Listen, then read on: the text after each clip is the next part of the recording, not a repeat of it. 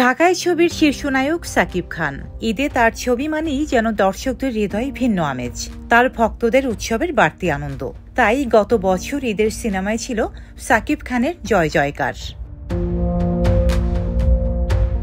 গত বছর রায়হান রাফি তুফান দিয়ে রীতিমতো তাণ্ডব ছড়িয়েছে দেশ ও দেশের বাইরে। এরপর সিনেমাটির সিকুয়েল আসার কথা থাকলেও কিছুদিন আগে সাকিব খান জানান আপাতত সেটি হচ্ছে না।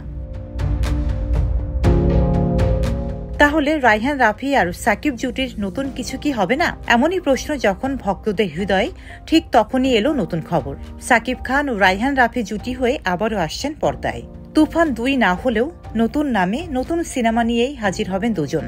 নতুন সিনেমাটির নাম তাণ্ডব।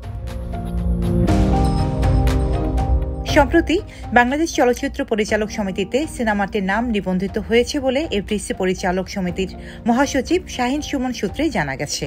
তিনি বলেন, গত শনিবার নতুন একটি সিনেমার নাম পরিচালক সমিতিতে নিবন্ধিত হয়েছে, যেটির নাম তাণ্ডব। এটির পরিচালক রায়হান রাফি। এই ছবিতেই নায়ক থাকছেন সাকিব খান। আপাতত তথ্য এতটুকুই। তবে এই বিষয়ে রায়হান রাফির সঙ্গে যোগাযোগ করা হলে তিনি কিছু জানাতে রাজি হননি।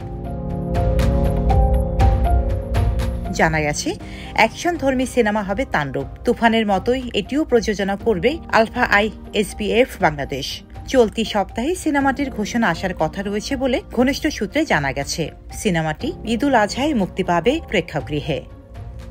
ডেস্ক রিপোর্ট, সাম্প্রতিক দেশকাল।